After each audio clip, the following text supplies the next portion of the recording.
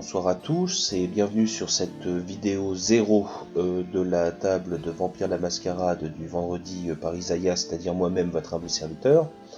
Alors, dans cette vidéo, on n'aura aucune activité ludique, je vais simplement discuter avec vous.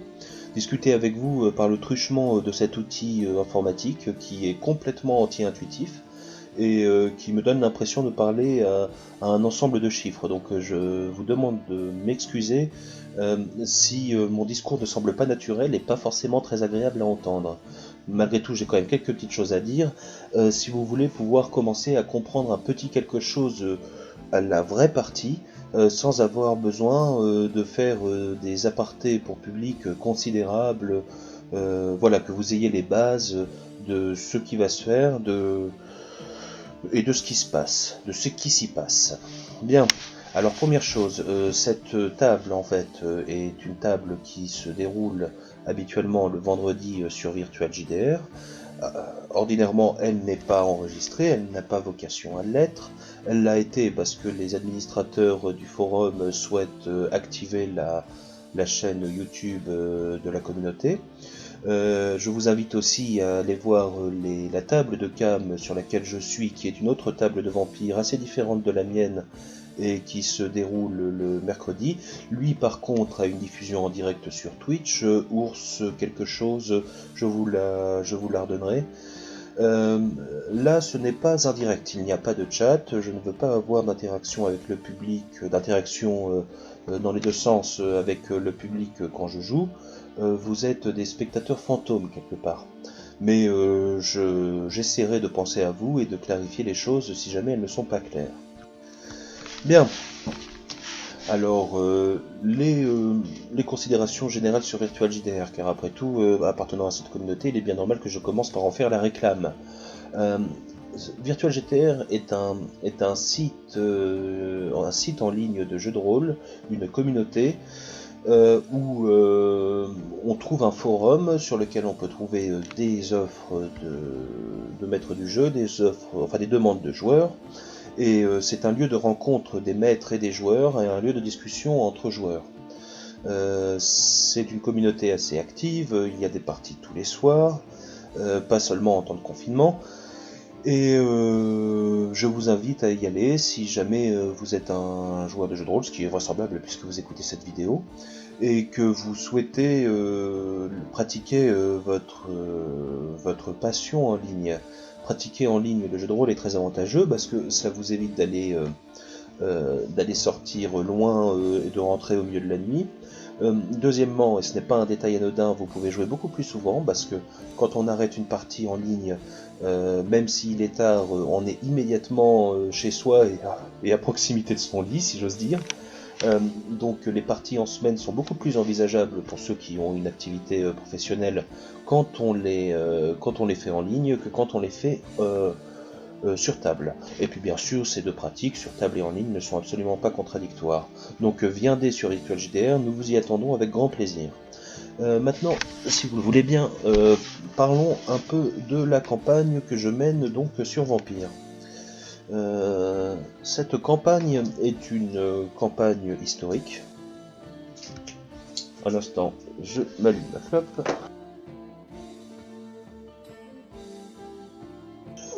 Je disais donc, cette campagne est une campagne historique, car les joueurs incarnent des vampires dans une petite ville de Normandie durant la drôle de guerre, c'est-à-dire la période qui se trouve en 39, début 40, et qui correspond un peu à cette époque de tension entre l'Allemagne et l'Alliance, et où les Alliés ne veulent pas avancer, les Allemands ne font rien, mais en fait ils sont tous occupés à l'Est, mais ça personne ne sait ou ne veut le savoir. Et se crée un climat lourd, un climat de guerre, mais qui ne commence pas avec des ingérences allemandes en France, dans une ambiance un peu pulp, un peu sombre, qui est très bien servie, je crois, par le monde des ténèbres. Ah oui, j'ai laissé TeamSpeak allumé, mais enfin ça n'a rigoureusement aucune importance. Oui, excusez-moi, interruption fantôme, je ferai en sorte qu'elle ne s'entende le moins possible. Alors oui, je disais partie de Vampire la Mascarade, édition V20, dans le cadre de la drôle de guerre en France. Ambiance sombre et pulp. À ce propos d'ailleurs, j'aimerais dire que cette table est une table majeure. Toutes les thématiques difficiles y sont traitées. On n'y a aucun égard pour la sécurité émotionnelle. Ceux qui y vont doivent savoir que de nombreuses choses désagréables peuvent s'y passer. Et j'invite les personnes qui ne sont pas disposées à cette liberté de ton tant des joueurs que du maître du jeu à aller voir les nombreuses autres tables qui existent ailleurs. Bien, donc si vous le voulez bien, j'aimerais que l'on discute un peu du canevas. Enfin, avant cela, il faut quand même parler du mode de jeu. Moi, j'ai la caractéristique oui, j'ai la caractéristique en fait de ne jouer qu'en bac à sable. Mes parties ne sont jamais de scénario, ne comportent jamais de scénario à proprement parler, ce sont des bacs à sable. Alors qu'est-ce qu'un bac à sable? Un bac à sable est un mode de jeu du jeu de rôle qui, plutôt que de se focaliser sur l'histoire, le scénario si vous voulez, se focalise sur ce qu'on appelle le canevas ou le setup, à savoir les éléments de l'environnement. Et ce sont les joueurs qui, en jouant leur personnage, vont activer certains événements, créer certaines choses, d'autres choses vont arriver spontanément d'elles-mêmes. En fait, les joueurs, bien que demeurant au centre de l'histoire, puisque c'est sur le personnage qui joue, ne sont pas pris dans le cadre d'un déroulé qui les concernerait à proprement parler. Le monde a une vie autonome. Et l'avantage de ce genre de jeu, c'est que vous collez toujours aux personnages, puisque les personnages ont tous leur intrigue personnelle, ont tous leur volonté propre. Ils vont tous mener les actions qui les intéressent, et le monde de son côté va aussi avoir sa logique propre, ses intentions. Les différentes factions vont mener leur vie de manière autonome. Donc ne vous attendez pas à ce qu'une soirée se déroule comme un scénario, à savoir une entité supérieure demande au PJ de faire un truc, qu'ils vont aller faire, et il y aura une enquête, et ensuite il y aura un boss, et ensuite il y aura la récompense. Non, non, ça n'existe pas chez moi. De même que le découpage chez moi est tout à fait arbitraire. Qu'est-ce que c'est qu'une soirée une soirée, c'est là où là où on l'a laissé, et où on a laissé la précédente, et elle s'arrête quand l'heure est arrivée, mais il n'y a pas d'unité narrative. Donc ça, c'est assez important à saisir. Malgré tout, cette table, cette campagne est vraiment profondément historique. On essaye autant que faire se peut, et en adaptant la réalité historique avec l'univers du monde des ténèbres, on essaye de tenir la chronologie des événements. Aussi, il y a des moments où il se passe peu de choses, et les joueurs, en concertation les uns avec les autres, sont tout à fait libres de faire des ellipses, ce qu'ils font de temps en temps. Quand une ellipse arrive, vous aurez l'occasion sans doute de le voir, je prends chaque joueur individuellement, et je leur demande ce qu'ils font de cette ellipse. Voilà ce qu'il en est des considérations générales. Si vous le voulez bien, nous allons passer à tout ce qui est du domaine du background, c'est-à-dire du canevas en français. Alors, je vais sur Roll20. Oui, vous voyez donc la page Roll20. Vous la voyez mal parce que quand les images sont trop grandes, Roll20 n'arrive plus à bien afficher totalement la scène. Donc là, vous pouvez voir un peu tous les PNJ connus des personnages. Mais on va pas commencer par ça. On va commencer par le cadre général. Alors, nous jouons donc en France dans les années 39, enfin en 1939, comme je l'ai dit. C'est la drôle de guerre. Nous jouons en Normandie à Évreux, chef-lieu de l'Eure, donc préfecture. Dans cette ville, il y a une praxis vampirique qui mène ses affaires et qui a ses propres intrigues. La praxis vampirique, je l'ai créée totalement. C'est-à-dire que vous avez, je vais agrandir, vous avez ici, attendez, vous avez ici, j'ai bien conscience que c'est à peu près illisible, vous avez ici l'intégralité des vampires de la praxis.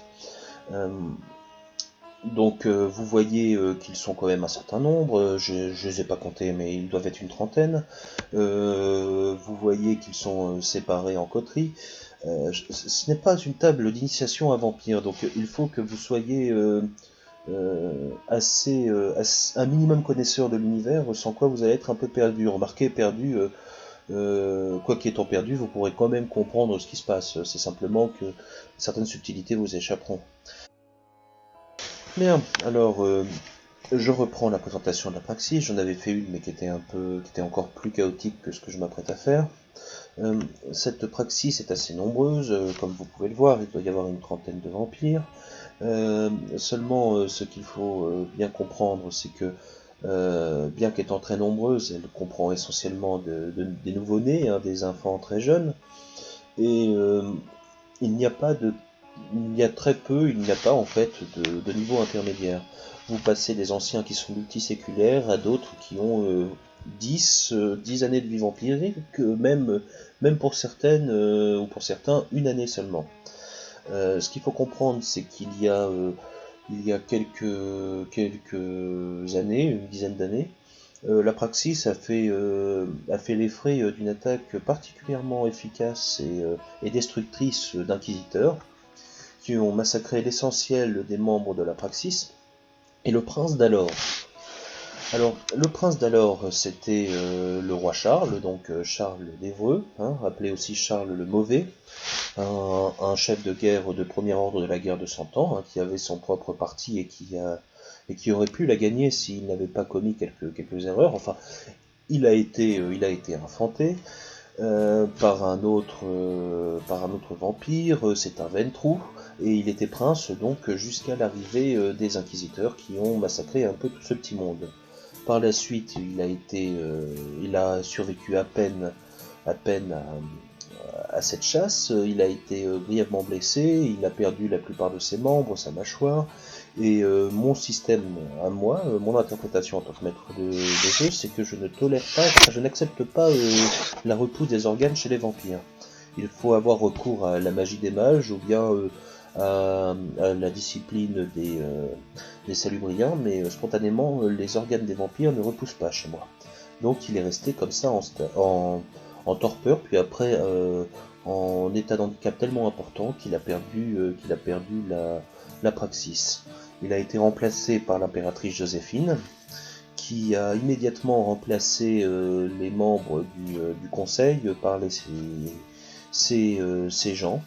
Et on a donc actuellement dans la praxis une opposition entre les serviteurs du vieux prince antique, si je tire médiéval tout du moins, c'est-à-dire les serviteurs du roi Charles, et donc les serviteurs du nouveau prince, c'est-à-dire l'impératrice Joséphine. Maintenant, si vous voulez bien, nous allons faire un tour rapide des différents vampires qui la composent, des différentes coteries d'abord, de leurs refuges, et puis nous verrons ensuite les PJ, en sachant que les personnages joueurs de toute façon ont leur coterie à part, ils n'ont que des liens très lointains avec les autres coteries et voilà. Donc,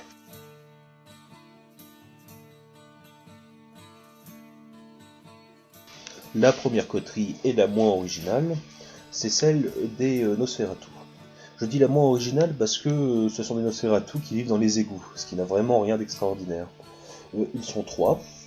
Le plus vieux d'entre eux donc est le prévôt de la Praxis, mais il n'est pas si vieux que ça, il a moins de 2 siècles, c'était un espion de l'époque napoléonienne, et les personnages joueurs ont déjà eu quelques interactions avec lui.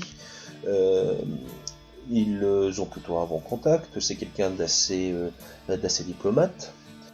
de même que son bras droit. Je vais faire un petit... On va se rapprocher pour voir les cartes.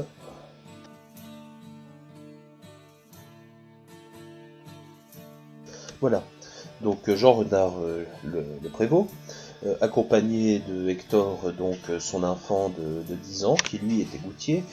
Les PJ ne l'ont côtoyé que de loin. Et puis Mathilde. Mathilde, ils la connaissent mieux. Ils la connaissent mieux parce qu'elle a des responsabilités. En fait, elle travaille dans l'usine d'électronique qui se trouve dans leur domaine. Et ça a une importance qui n'est pas négligeable. Mais on ne va pas en parler maintenant.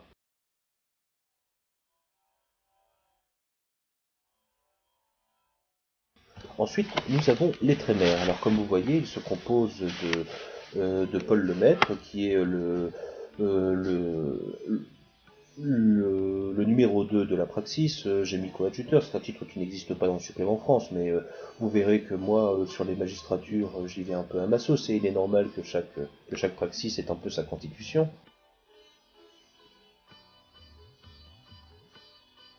Donc Paul Lemaître, qui lui est le primogène trémère et le coadjuteur de la praxis, est un homme énigmatique venant de Paris.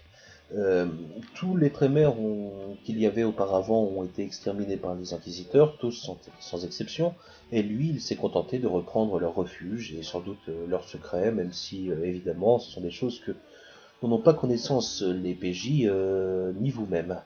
Euh, il a infanté cette année une jeune fille, donc Charlotte d'Alençon, à qui il enseigne ses secrets et qu'il initie à la vie vampirique. Son refuge, leur refuge donc, est la bibliothèque d'Évreux. Ils ont au sous-sol leur fondation et ils ont comme goût récemment Helena Vandenbourg, dont on ne parlera pas de l'intrigue parce que justement ça nous relancerait dans le déroulé de la campagne. Mais notez simplement que c'est une goule qui est une ancienne technocrate, ingénieure du vide, et tout à fait nazie. Nazi très pratiquant. Ensuite, nous avons les gangrèles. Les gangrèles vivent dans les bois d'Évreux. Ces bois sont profonds, grands, giboyeux et nobles. Pour l'anecdote, les bois d'Évreux sont attenants aux bois de Conches, lesquels bois contiennent les chênes que l'on veut couper actuellement pour remplacer euh, les poutres de Notre-Dame de Paris. Donc ils vivent dans cette zone-là. Nous avons Robert de Floc qui lui est un capitaine de la guerre de Cent Ans, donc c'est un ancien. Il est puissant, il est rustre, il a une hygiène corporelle très limitée, et c'est un ami de l'ancien prince.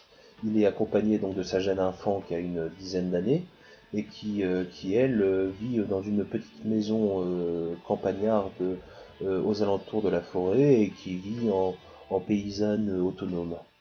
Et puis on a Étienne Dujardin, qui lui est un vétérinaire très récemment infanté, et qui pour l'instant n'a pas d'importance dans l'histoire.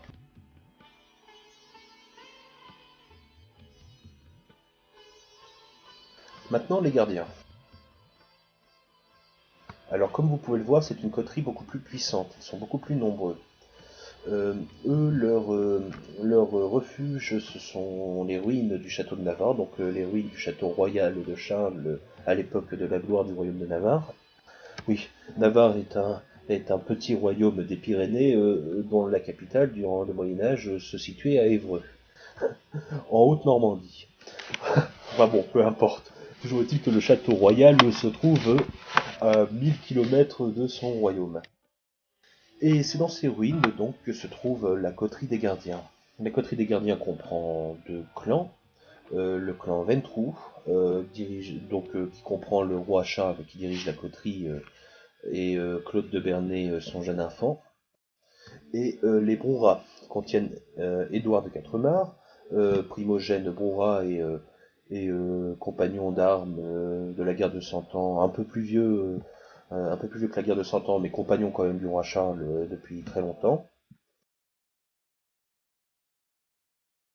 Et nous avons aussi comme Brourat Jean de Bauge, Collat de Marigny et Madeleine de Hanoé. Madeleine de Hanoé aura beaucoup d'importance parce que les PJ, pour des raisons que que nous expliquerons plus tard, ont eu beaucoup d'interactions avec elle. Jean de Bauge et Colette Marily sont peu connus. Retenez simplement que ce sont des gens enfin des vampires qui tiennent un peu l'armée à Évreux. En sachant que l'armée à Évreux, ce n'est pas négligeable, il y a un aérodrome militaire et une caserne de cavalerie.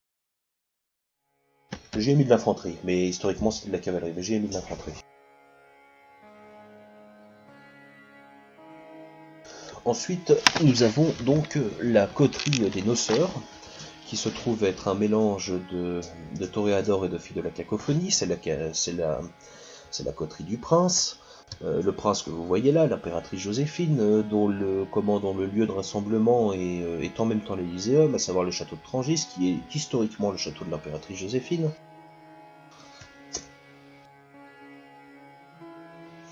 Donc elle a un compagnon, Henri de la Motte, qui n'est pas son enfant et qui est à peu près le même âge qu'elle.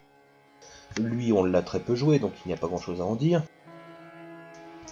Nous avons Marine Duparc, qui elle est gardienne de l'Élyséeum, mais en dehors de ça, nous n'avons pas grand-chose à en dire. Et puis son rôle est un peu fictif, parce que l'impératrice fait de l'Élyséeum son refuge aussi. Donc Marine s'occupait uniquement des questions protocolaires. Marguerite, qui est le mentor donc de l'ensemble des filles de la cacophonie qui vont suivre, des 3 filles de la cacophonie. Elle est fille de la cacophonie elle-même, elle est plutôt âgée et elle est primogène de cette lignée. Et elle est la propriétaire du Blue Moon, ce qui n'est pas du tout sans conséquence sur la partie, mais encore une fois, nous en parlerons plus tard. Jacqueline Porte et Rebecca Laszlo ont très peu d'importance dans l'histoire pour l'instant, ainsi que Lulu. Ce sont des filles de la cacophonie qui gèrent des cabarets et des lieux de divertissement en lien avec la danse et le chant. Globalement, si les gardiens sont des militaires, les noceurs, comme leur nom l'indique, sont des gens du monde de la nuit et de la fête. Et à part l'impératrice qui est connue en tant que prince pour avoir des influences dans le milieu de la politique et de la police, les autres sont quasiment bornés à leur fonction de maître des lieux de plaisir et de détente.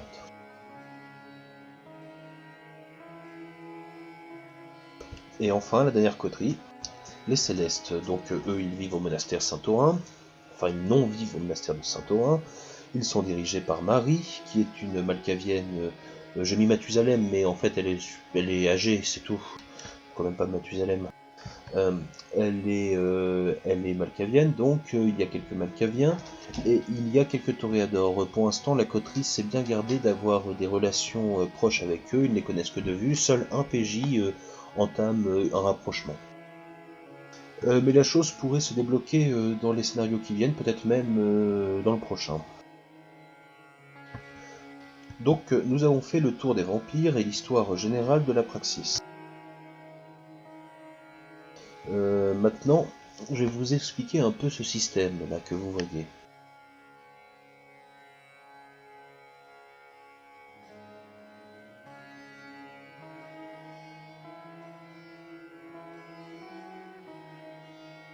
Mettons cela. Est-ce que vous les voyez? Je vais vérifier. Oui, vous les voyez. Bien.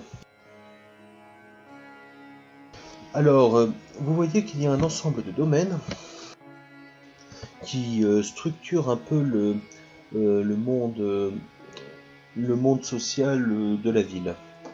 Ah oui, j'ai oublié, la ville inclut aussi le département entier. Donc là, c'est Évreux, mais ça inclut tout le département de l'Eure. Même si les vampires perdent beaucoup d'influence au fur et à mesure qu'on s'éloigne de la ville pour rejoindre la campagne. Donc vous voyez qu'il y a un ensemble, on ne va pas tous les citer, mais un ensemble de domaines, vous voyez, qui ont un titre, un nom, et sur ces domaines, j'adosse un niveau chiffré qui indique à quel point ils sont occupés. Là, vous voyez, par exemple, la bureaucratie est occupée à 10 sur 10, c'est-à-dire que les vampires tiennent complètement la bureaucratie. Seulement Louis Mercier, qui est un PJ, en tient 10%, et Jules en tient 20%. Donc ça peut les aider, eux, dans ce cadre-là. Et s'ils veulent augmenter leur influence, ils sont obligés de virer les autres parce que c'est plein. En revanche, le commerce, d'ailleurs Narcy il a quitté la table, je devrais l'enlever, le commerce tourisme n'est pas est très peu fréquenté, apparemment ça n'intéresse personne, et ceux qui veulent rentrer peuvent y rentrer assez facilement. Disons qu'il y a très peu de plomb dans ce domaine, et vous voyez, les domaines s'égrènent comme ça, et regroupent à peu près tous les aspects de la ville. Bien, et pour chaque domaine, enfin pour les domaines pas forcément les plus pertinents, mais ceux qui intéressent le plus les joueurs, donc ceux où leurs personnages y ont des intérêts et ont des interactions, j'ai créé un ensemble de PNJ que vous pouvez voir là, et de lieux. C'est très pratique. Ce système de cartes Magic customisé pour rendre compte des PNJ et instantanément visible, c'est très pratique. Alors, pour vous, ça reste illisible parce que je reste sur une vision globale, mais imaginez bien que pour les joueurs, ils peuvent se focaliser sur un des écrans et le considérer comme une page à part entière. Et là, ils voient alors tous les personnages et leurs descriptifs. C'est très utile pour l'aide-mémoire et c'est très utile pour les rapports entre eux. J'ai fait ça sur ma table aussi du lundi, donc 1789. Pareil, autre table historique via le monde des ténèbres. Et c'est particulièrement, je trouve ça particulièrement lisible. Enfin, en tout cas, mes joueurs l'apprécient.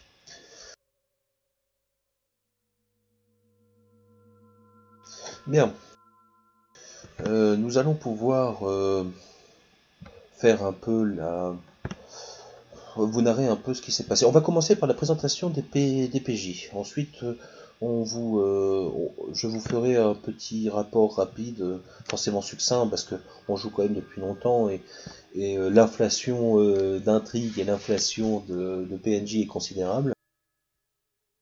C'est à la fois la richesse et l'intérêt, mais aussi la faiblesse du bac à sable, c'est que l'on produit énormément de contenu. Bien, comme vous le voyez, nous avons 5 personnages qui sont ici montrés par les cartes vertes. Euh, Horace, Claire, Louis, Lucas et Jules.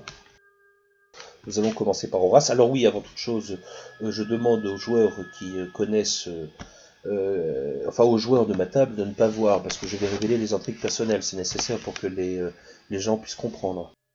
Donc les joueurs, partez si vous êtes là. Horace. Horace est un vrai Brouja qui, euh, qui est arrivé sur la Praxis en se faisant passer pour un gangrel. Il se trouve qu'il est en lien avec le personnage de Jules dont nous parlerons plus tard et quelques autres PNJ dans le cadre d'une quête surnaturelle et assez curieuse. Ils ont chopé donc le maître de race et le primogène Trémère ont réussi à mettre la main sur un salubrien et en employant leurs différentes facultés magiques et surnaturelles, travaillent à partir de ce salubrien à créer des revenants salubriens qui seraient capables de soigner les gens et d'être donc un bienfait pour l'humanité. C'est à la fois très glauque parce qu'ils le font d'une manière, effectivement, la magie du sang, de toute façon, c'est jamais très propre. C'est à la fois très glauque dans la forme et très pur dans le fond. Et le rôle d'Horace là-dedans, c'est déjà de couvrir tout ce petit monde, parce que son maître, qui est un ancien sénateur romain, vrai Brouja, est poursuivi au sang dans tout le royaume de France par Villon et ses hommes, donc il le cache et il le protège, et en même temps, il a la fonction de protéger aussi les revenants qui sont créés dans ce cadre, et il mène aussi en même temps sa petite vie. Il a eu une petite activité mafieuse. Maintenant, il s'occupe plutôt à faire des activités plus classiques. Il a 2 ghouls qui sont pareils, des petites frappes liées un peu au milieu, que vous voyez juste en dessous. Voilà un peu à gros traits pour le personnage d'Horace. Le personnage d'Horace est incarné par Anil, que vous entendrez. Et voilà, maintenant nous allons passer au personnage de Graou. Le personnage de Graou est interprété par Graou. Et c'est Claire, elle s'appelle Claire et elle a un nom allemand que j'ai beaucoup de mal à prononcer. C'est une espionne, la Sombra, qui est engagée par les Ventrous du royaume de France pour rendre à la praxis d'Evreux son prince légitime Ventrou et en chasser la Salubrienne et en chasser la Toréador. Elle est manipulatrice, elle est portée par sa voix sur les plaisirs et la réalisation de ses désirs. Voilà, mais dans l'absolu, elle n'est pas vraiment mauvaise. Même si elle a fait quand même un certain nombre de choses, comme l'extermination d'un Baali de sang-froid. Mais bon, les Baali, ça compte pas. Et on en parlera plus tard. Elle a comme goût une religieuse qui est la supérieure de l'institut d'enseignement religieux, enfin du lycée de jeunes filles de la ville. Ce lycée de jeunes filles de la ville étant son refuge. Et Claire entretient des relations lesbiennes avec toutes les lesbiennes de la commune, et puis principalement les lesbiennes vampiriques qui existent en un certain nombre, mais on en parlera plus tard. Nous avons Louis Mercier ensuite. Louis Mercier est un homme du milieu, mais détraqué dans ses goûts. C'est un homme violent qui contrôle la pègre et qui prend beaucoup de plaisir à malmener ses victimes. Il tue en général beaucoup et il prend du plaisir à faire souffrir les autres. C'est un personnage, je ne dirais pas mauvais, mais qui a quand même un problème. On ne lui connaît pas de goût, même si actuellement je crois qu'il en cherche. Ses intrigues, il n'en a guère. Il gère surtout les influences de la coterie dans le milieu.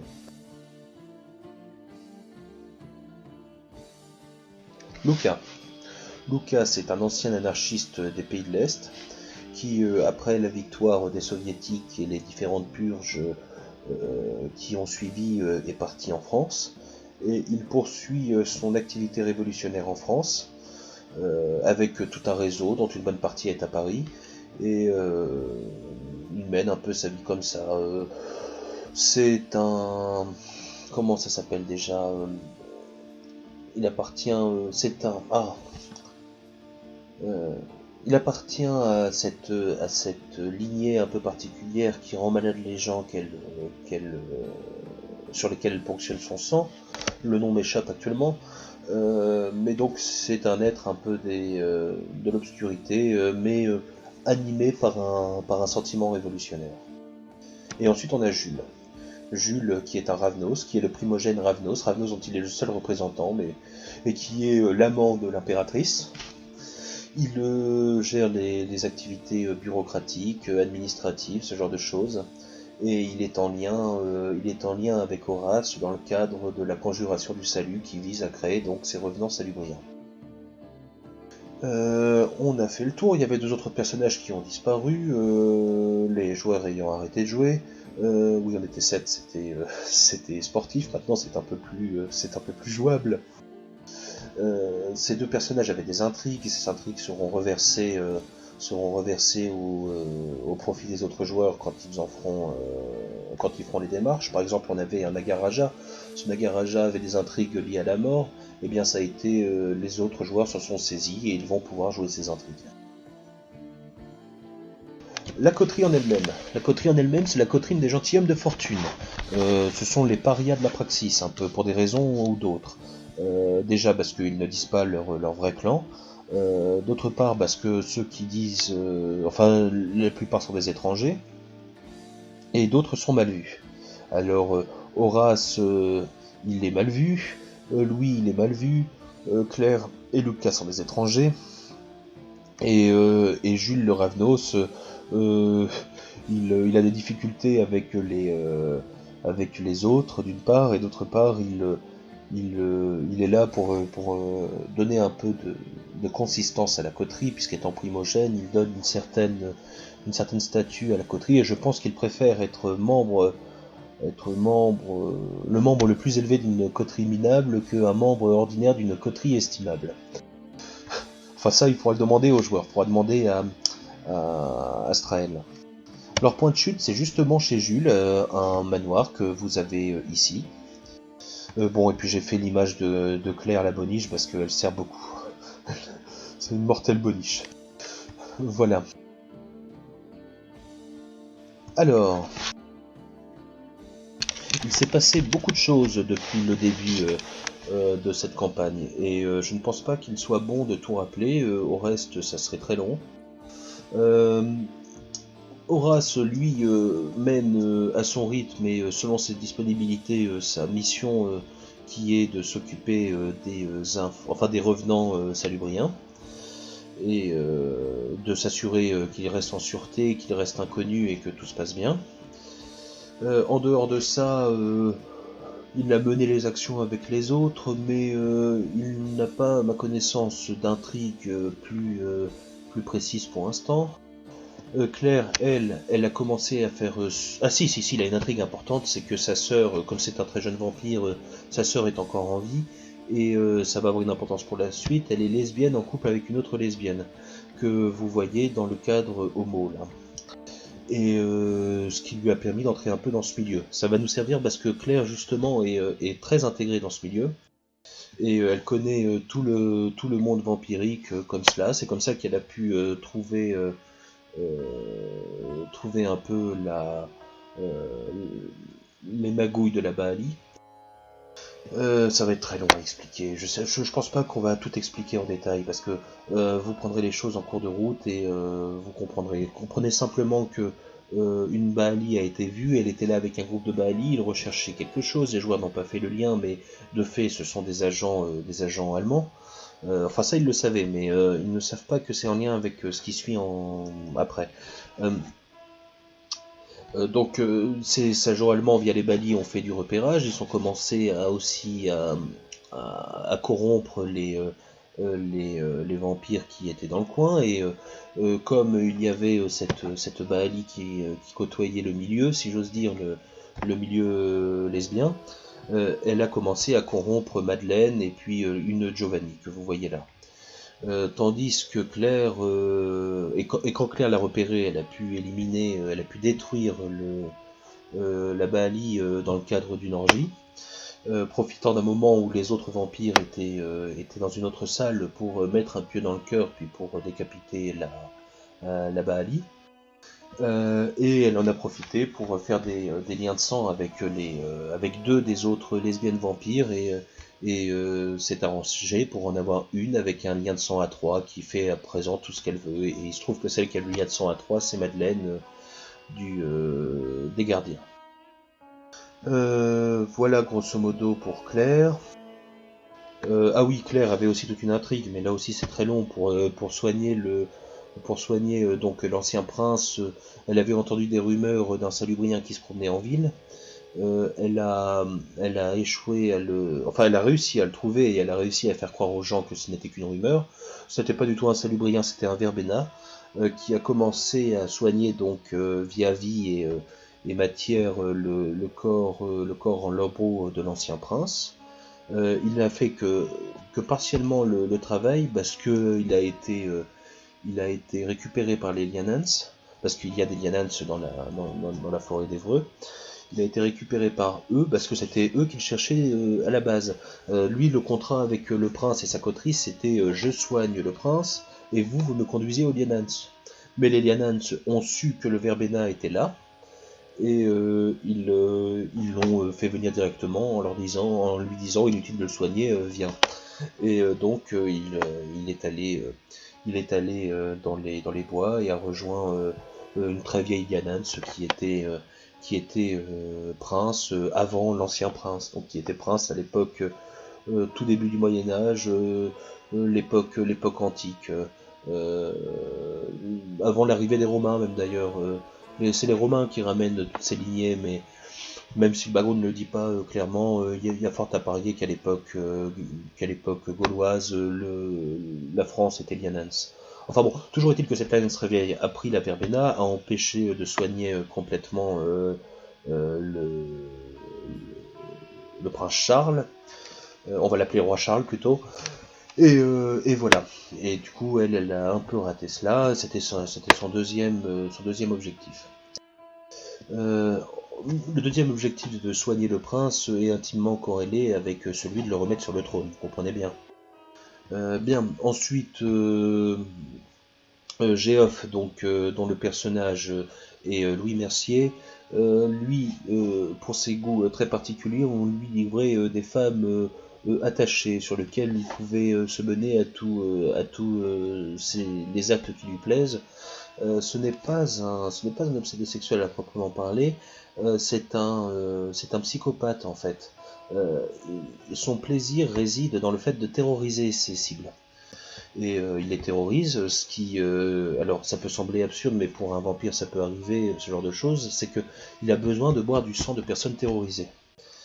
Et il n'a pas poussé, enfin si, je crois qu'il a tenté de pousser, de savoir qui lui a apporté ces petits colis, mais je crois qu'il n'a pas pu le savoir, à cause des événements du bordel de la gare, dont on parlera, dont on parle maintenant. Euh, dont on parle maintenant parce qu'on va parler de Luca et c'est lié à l'intrigue de Luca justement. Luca était donc en exil ici, et il continuait à mener ses affaires, j'allais dire ses menées antinationales, mais enfin ses menées révolutionnaires. Et euh, dans ce cadre, il a rencontré donc un ancien ennemi qui était un commissaire politique trotskiste, qui lui aussi, au gré des purges, était arrivé en France. Il s'est révélé que c'était un vampire Tsimitz, qu'il était escorté de revenants Antossa, et ils ont donc organisé l'extermination de ces gens-là qui étaient au bordel de la gare. Et pareil, il y a plein de péripéties dans tous les sens, et au final, la coterie récupère, en plus du quartier prolo et ouvrier qu'elle avait en domaine, elle récupère le bordel de la gare, qui est un bordel de prolo. Voilà. Voilà. Jules, lui, il travaille à ponctionner du sang à gauche à droite pour augmenter artificiellement sa génération, parce qu'il est initié aux arts Trémère du fait que c'est le poulain du primogène Trémère. Et puis il essaye aussi, c'est son deuxième objectif, de conserver son lien affectif avec le prince, donc l'impératrice, dont je vous le rappelle, il est l'amant. Voilà, je pense qu'on a fait un peu le tour. Les événements un peu anciens. Les événements récents, c'est que l'usine d'électronique a été attaquée par les nazis. Un commando enfin couvert par un bombardement en fait. Un bombardement a mis la ville en panique. Un bombardier a profité pour parachuter 4 grandes caisses qui se sont révélées être des soldats morts-vivants ultra technologisés, qui se révélera plus tard être des talismans, enfin des merveilles scientifiques de la technocratie. Pendant que ces quatre Metal Gear, on peut appeler ça comme ça, ont descendu du ciel. 5 vampires manipulés par les nazis technocrates en ont profité pour attaquer l'usine d'électronique, tandis qu'un petit commando de technocrates eux-mêmes parachutés en ont profité pour essayer d'entrer dans l'usine. Alors, à ce moment-là, les PJ ne savaient absolument pas pourquoi les nazis se mettaient tant en peine pour, euh, pour rentrer dans l'usine. Ils n'avaient même pas fait le rapprochement avec le fait que je leur avais donné pourtant, hein, que la Baali était régulièrement dans le bar qui se situe, le troquet qui se situe à côté de l'usine. Donc ils n'ont pas fait le rapprochement que la Baali était en repérage pour les autres créatures surnaturelles de l'armée nazie. Enfin, peu importe. Toujours est-il que l'attaque a lieu. avant que les nazis arrivent, apparemment, les forces gouvernementales étaient au courant, parce que des hommes en noir, bon, du nouvel ordre mondial, mais ça les PJ ne peuvent pas le savoir, ont, se sont installés autour pour protéger leurs droits, parce qu'ils avaient de forts soupçons qu'ils seraient attaqués. Et d'ailleurs, les soupçons étaient justifiés. Enfin, toujours est-il qu'il y a du massacre dans tous les sens. Les garous réduisent en morceaux les, les hommes en noir. Mais les PJ qui se trouvent dans le coin et qui ont entendu tout ça, parce qu'après tout les PJ c'était dans leur quartier, leur domaine que ça s'est passé, sont parvenus à éliminer l'essentiel donc du commando des nazis de forme humaine, quoi, des humains technocrates. Et d'ailleurs, le personnage, le petit Louis, hein, le fameux personnage psychopathe, lui, il a réussi à s'introduire dans l'usine et à mettre hors d'état de nuire la nazie ingénieure du vide, justement, qui avait pénétré. Et pourquoi elle avait pénétré? Parce que dans l'usine technocrate, enfin, on sait que c'est technocrate maintenant, il y avait le prototype de l'ordinateur. Et les nazis désiraient avoir le prototype de l'ordinateur pour leur projet technocratique. Oui, j'oubliais, je l'ai pas du tout précisé au début, on joue avec l'ensemble des gammes Monde des Ténèbres, hein, je pense que ça s'est compris. Voilà. Donc ils ont réussi à récupérer cette femme, ils ont tué les autres, sauf une infirmière progéniteur qui a réussi à s'enfuir, escortée par les nazis, en interrogeant de manière un peu contraire à la dignité humaine la femme nazie que le personnage de Geoff avait capturée. Ils ont appris qu'ils comptaient s'enfuir en V2, en V1, n'exagérons rien, en V1 qu'ils avaient monté dans un entrepôt en dehors de la ville. Vous voyez, c'est très pulp. Hein. Et toujours est-il qu'ils les poursuivent, ils voient que c'est difficile parce qu'ils sont nombreux. Les autres, avant de partir, essayent quand même un deuxième assaut, les loups-garous nazis. Ils rentrent à l'intérieur sans difficulté, massacrant les quelques renforts du Nouvel Ordre Mondial qui étaient venus. Et c'est à ce moment que la Praxis arrive, les gardiens entre autres, et les PNJ, enfin et les PJ, avec les réserves d'argent de la Praxis, et ils tirent au 75 en mode Shrapner à l'intérieur, exterminant d'un seul coup ces loups-garous que toute une compagnie d'hommes en noir n'avait pas réussi à éliminer. Ce fut un joli coup et ça empêcha les nazis de se saisir de l'ordinateur. Donc ça c'est les 5 nazis de base qui sont morts comme ça. Ils avaient été renforcés pendant un moment par des lanceurs de la spirale noire qui eux n'ont pas participé à l'assaut et qui se sont évanouis dans la nature. Sur ce, la V1 finit par décoller. Jules essaye d'employer un rituel de brise machine pour la faire tomber. Je ne l'accorde pas parce que j'estime que les sorts antitechnologiques ne s'appliquent pas à l'hypertech. Parce qu'il est bien évident que c'est une construction d'ingénieur du vide, cette V1, et donc cette V1 part directement pour l'Allemagne sans qu'il soit possible de l'intercepter. Ensuite, ils ont fait quelques petites choses. Là, ils commencent à s'intéresser à un problème un peu mineur, mais qu'il faut quand même voir. C'est celui de la disparition des corps au cimetière. Et pour l'instant, ils suivent cette piste. C'était une intrigue du fameux Nagaraja qui a quitté la table et qui récupère eux. Alors, ils avaient repéré, enfin c'est plutôt clair qu'ils avaient repéré une Giovanni qu'elle avait repéré parce qu'elle fréquentait le même baragouine qu'elle, quoi. Et comme ça, ils ont pu commencer à faire un lien et ils vont enquêter du côté des Giovanni, quoi. En sachant que la quête Giovanni est liée au sang A1 avec Claire, et Claire est aussi liée au sang à elle avec A1. Donc quand je vous dis que les lesbiennes ont une grande importance dans cette histoire, importance fortuite, hein. Voilà. Ah oui, c'est très important parce que ça a conditionné beaucoup d'intrigues qui suivent, j'ai oublié de vous préciser ça.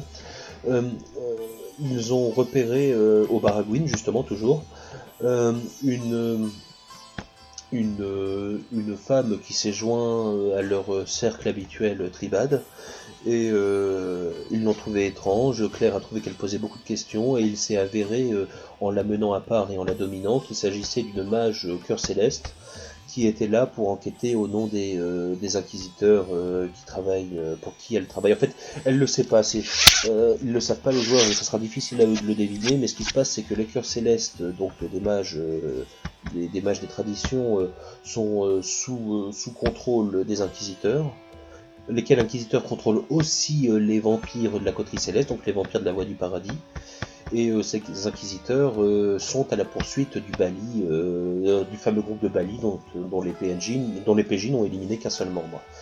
Ce que ne savent pas ces inquisiteurs, c'est qu'ils sont en fait dirigés, sans le savoir, par des supérieurs qui eux ne sont pas des inquisiteurs mais sont des templiers, et qui eux, une fois les Baali éliminés, vont avoir une vision beaucoup plus large de la nécessité d'exterminer les créatures surnaturelles. Et ce qu'ils ne savent pas, oui, vous voyez un peu trahiception. Ce que ne savent pas ces Templiers, c'est que leur supérieur général, lui, par contre, est un Mathusalem salubrien, qui lui est là justement pour retrouver la salubrienne qui a disparu, laquelle salubrienne est prisonnière des mentors de Jules et d'Horace, les deux PJ. La fameuse salubrienne qui sert à créer actuellement, à tenter de créer actuellement des revenants salubriens. Donc vous voyez, tout est lié. Mais on va s'arrêter là parce que c'est déjà très compliqué. Bien. Bah écoutez, si ça vous intéresse, regardez les épisodes qui suivront. Ça a été extrêmement laborieux, je comprends, si vous êtes parti avant, c'est bien naturel. C'est un épisode zéro de préparation, il est nécessaire à bien comprendre, mais vous pouvez tout à fait prendre plaisir à suivre une partie sans bien la comprendre. Voilà. Bon bah écoutez, à la prochaine j'espère. Si vous avez des questions, postez-les en commentaire. Par contre, je vous demanderai pour cette vidéo comme pour les autres, de ne pas poster en commentaire des éléments qui révèlent l'intrigue, parce que beaucoup de choses de ce que je vous ai dit déjà, tout ce qui a trait à des personnages particuliers, les autres personnages, les autres joueurs ne le savent pas. Et je vous ai aussi donné des choses, je vous ai donné des choses liées à l'intrigue générale que les joueurs n'ont pas compris et qu'ils ne savent pas du coup. Donc ne parlez de rien dans les commentaires qui a un rapport avec tout ça. Les joueurs sont grands, ils savent faire du méta, mais si on peut éviter le méta aux joueurs, c'est quand même mieux. Enfin voilà, merci de votre écoute et puis à la prochaine.